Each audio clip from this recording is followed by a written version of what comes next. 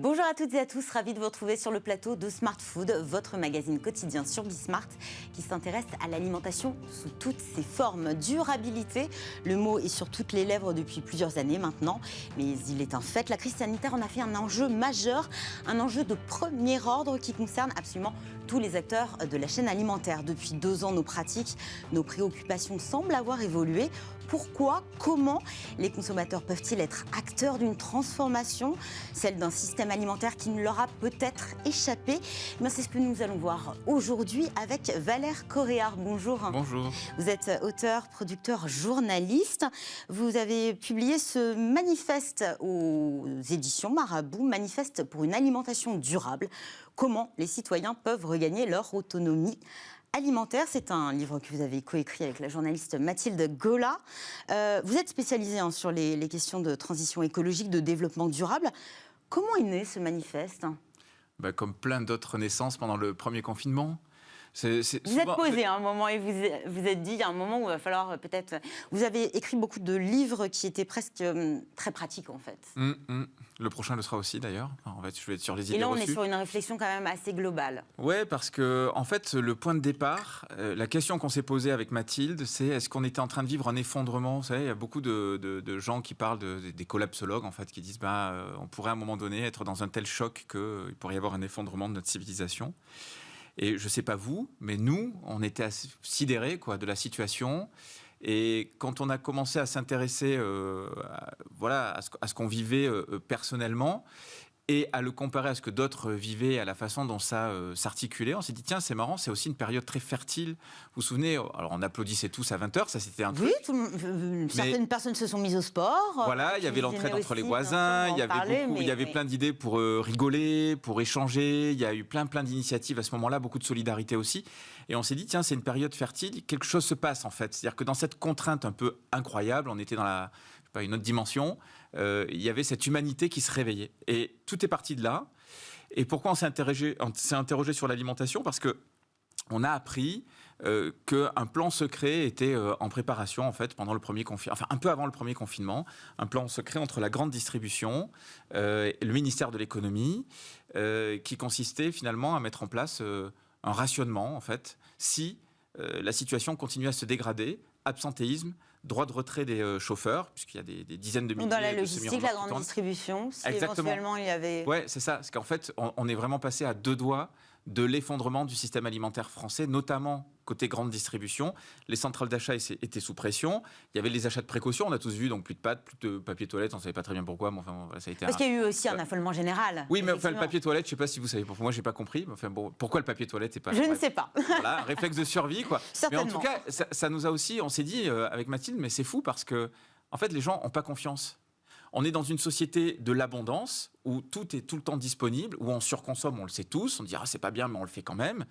Et pour autant, on a eu tous peur de manquer. Et voilà, on va dire que cette équation nous a interrogés et on a eu envie de creuser. Justement, tout commence avec cette date, celle du mardi 17 mars, on s'en souvient forcément tous, 17 mars 2020. La France s'est figée, on est rentré dans le premier confinement. Le vrai. L'enjeu d'une alimentation durable n'est pas né avec le premier confinement. Pourquoi avoir choisi cette date ? C'est là où on s'est dit tout peut exploser. Il y avait quand même une certaine conscience de devoir faire quelque chose quand même auparavant. Disons qu'il y avait un terrain qui était déjà fertile et qui a été surfertilisé, je pense, à cette période. Ensuite, l'alimentation, ça a été un périmètre refuge, je pense très rapidement. Ça a été un moment où on se retrouvait à table, le repas gastronomique français, patrimoine mondial de l'humanité. Chez nous, c'est dans la culture, on s'assoit à table, on partage et on a tous eu besoin en fait de se rassembler autour de la table. On a eu beaucoup de temps aussi disponible, donc on s'est mis à acheter de la farine. D'ailleurs, il n'y en avait plus. Enfin, il y en avait, mais on n'avait pas le paquet. Il y en a eu plus, il y en a eu encore, et plus de nouveau. Exactement. On s'est tous mis, on a voulu se remettre derrière les fourneaux parce que c'était du temps à partager, c'était pour se nourrir, c'était sympa. On a tous vu que les rayons frais allaient pas bien dans la grande distribution, donc d'un coup on s'est dit mais attends, il n'y avait pas un maraîcher, la ruche qui dit oui, Poiscaille, c'était quoi ces trucs, j'avais vu, voilà. Et d'un seul coup, si vous voulez, il y a une espèce de dynamique finalement plutôt positive autour de l'alimentation où les gens ont pris des chemins de traverse et sont sortis de finalement des circuits qu'on leur propose habituellement, un peu intuitivement. Alors c'était déjà là, mais ça s'est accéléré pendant cette période. Quel lien on peut faire, puisque c'est effectivement dans le sous-titre de votre livre, comment les citoyens peuvent regagner leur autonomie alimentaire. Quel lien on peut faire entre autonomie alimentaire et alimentation durable ? Alors, il y a plusieurs manières de parler d'autonomie alimentaire. Il y a les autonomistes, les survivalistes, ceux qui ont plutôt tendance à considérer qu'il faut se préparer à une fin, on ne sait pas très bien laquelle, mais en tout cas qui pourrait arriver. Nous, on n'était pas vraiment sur ce registre-là. On a plutôt parlé d'autonomie au sens, déjà, simplement de pouvoir se nourrir correctement, sans dépendre de dizaines de milliers de semi-remorques par jour, de blé qui est fabriqué, qui est produit au Canada ou je ne sais où, ou en Russie, on a l'exemple en ce moment. Donc cette idée d'autonomie, finalement, c'était ça. Durable, comment ? En fait, ce sont les circuits courts qui sont une clé de voûte de l'alimentation durable autonome. Aujourd'hui, on continue de vouloir consommer des tomates ou des fraises en hiver. On continue de consommer des avocats comme s'ils poussaient à 100 km. Et pourtant, le message est passé. Pourquoi on continue ? Enfin, pourquoi on... Alors, je m'exclus, mais pourquoi non, pourquoi on continue ? Oui, non, mais moi le premier, en fait. Notre cerveau fonctionne d'une façon assez archaïque. Il a manqué pendant des millions d'années de nourriture, donc il continue de fonctionner comme ça. Et donc cette surabondance continue de le stimuler et on ne peut pas s'empêcher. En fait, c'est un ressort très puissant. Ensuite, il y a bien sûr, je pense, la provocation, le marketing, l'envie, en fait, tout simplement. Et puis, on ne peut pas mener tous les combats en même temps. On demande énormément aux gens. Je sais pas, à un moment donné, alors il faut manger durable, on te propose tout et n'importe quoi, mais bats-toi à l'intérieur de ça, sauve ton job, la guerre, donc le on n'aurait Covid. plus aucun plaisir. À un moment donné, voilà, c'est vrai qu'on demande beaucoup aux gens. Donc finalement, pendant le premier confinement, on s'est senti dépendant, vulnérable et dépendant d'un système qui lui-même est vulnérable.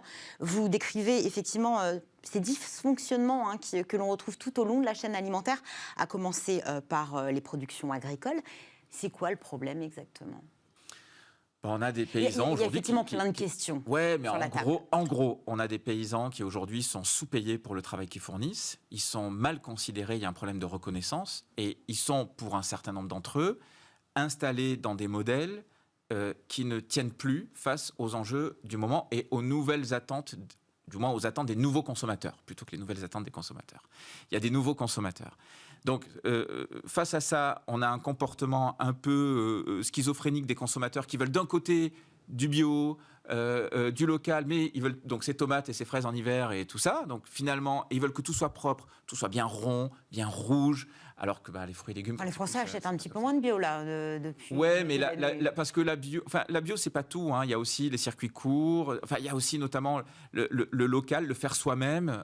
Le bio est un sujet, mais c'est pas tous les sujets qui sont réunis dans la bio. C'est vrai que ça s'est un petit peu tassé, pour plein de raisons, je pense.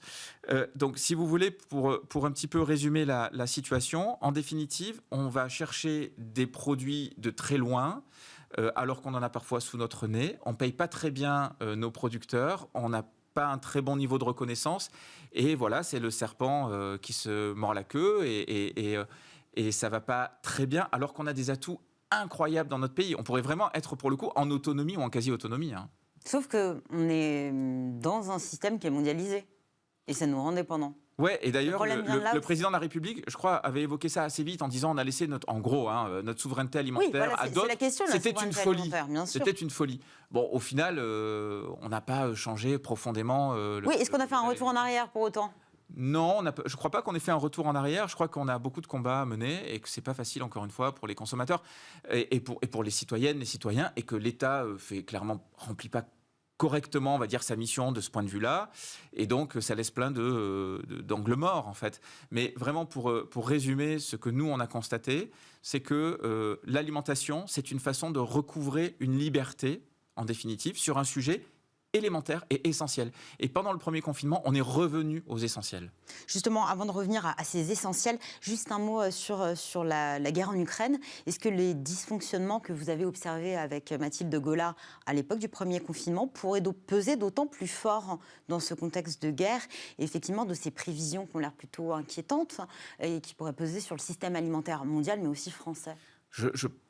Alors, je ne suis pas un expert du modèle alimentaire mondial, mais je pense que ça va être plus sectoriel. En fait, au premier confinement, on était sur un problème systémique parce que la machine se grippait.